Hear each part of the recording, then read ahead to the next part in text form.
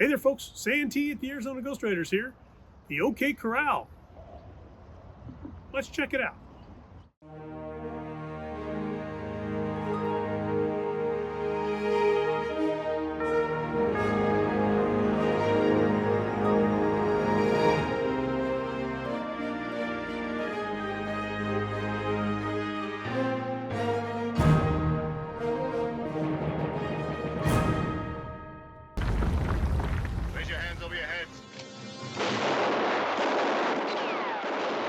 The shootout at the OK Corral is perhaps the most recreated historic Old West event. At least a dozen movies and TV shows have featured it. Out here in Arizona, you can find many groups who do an interpretation of it, and not just in Tombstone. We're here in Tombstone, Arizona for Wyatt Earp Days. We're going to count how many Wyatt Earps there are today. How many do you think there are going to be? A bunch. There'll be a bunch of them Doc Holliday fellas, too. Oh, yeah? Yeah. Okay, well, let's give it a shot. Bring lots of bullets. But why is this gunfight so iconic? It didn't have the largest body count, nor did it thwart a felony in progress. Maybe it was about showing up to a shootout with the best wardrobe. In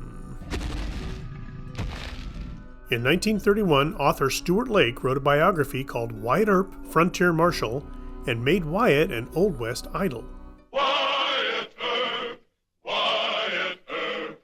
brave, courageous, and bold. The shootout became famous, so famous that to this day the general public doesn't have a working knowledge of what really happened.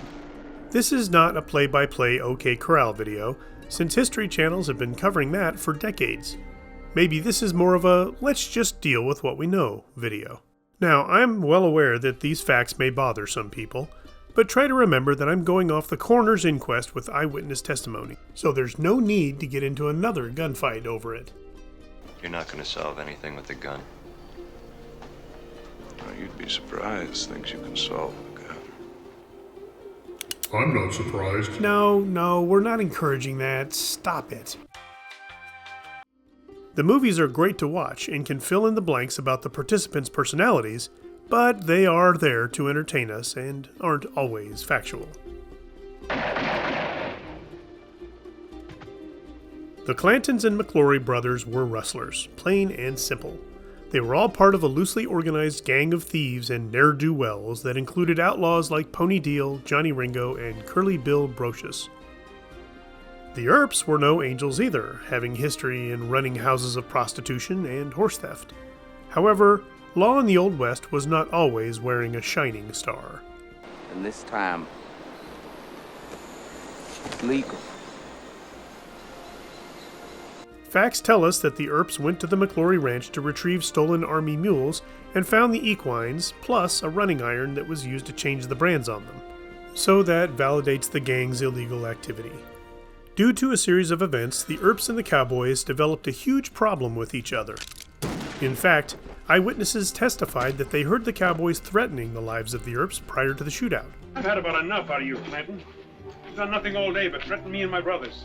Back then, if someone threatened your life and you shot them because of it, you were likely exonerated. We've seen it in other frontier-era shootings.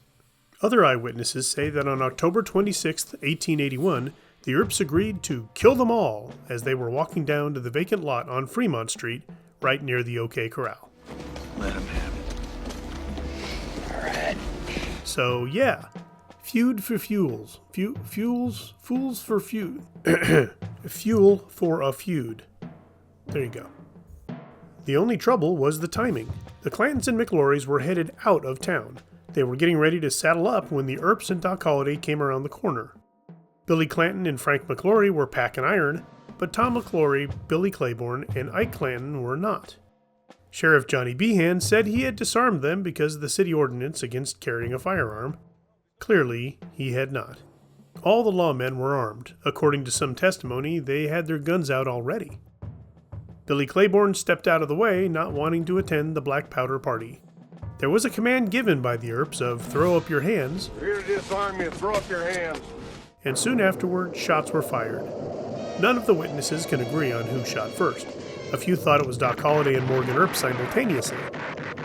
Ike Clanton got the heck out of there as soon as the shooting started.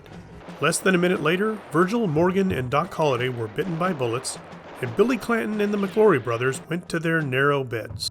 We will have these moments to remember. So many witnesses. So how come they can't all tell the same story? Well, that's the trick, isn't it? If you're watching the people, you may not be able to focus on the gunplay and vice versa. Then, it's all over in an instant, like my first marriage. The fact that there were unarmed participants makes it a sketchy situation for folks who don't really understand. Remember, death threats were made on both sides.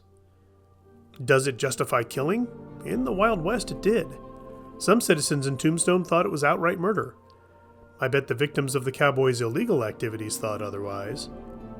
So perhaps the build-up to the shootout helps its fame. Also, other famous gunfights in the Old West didn't follow up with a vendetta ride, which makes the story even more fascinating. We'll talk about that in another episode. I encourage you to read the Coroner's Inquest and have included a link in the description field below. So, Dan, this week is on the shootout at the OK Corral. Oh, you mean that little disagreement thing they had in the alley down there in Tombstone? Yeah, a little disagreement. Yeah, that's interesting because you know what? It is actually the vacant lot or the alley. It's not actually at the OK Corral. Wow, you're a wealth of knowledge. Thanks for watching, folks. Please like, share, and subscribe. Let me. And we'll see you on down the trail. See, it all works out.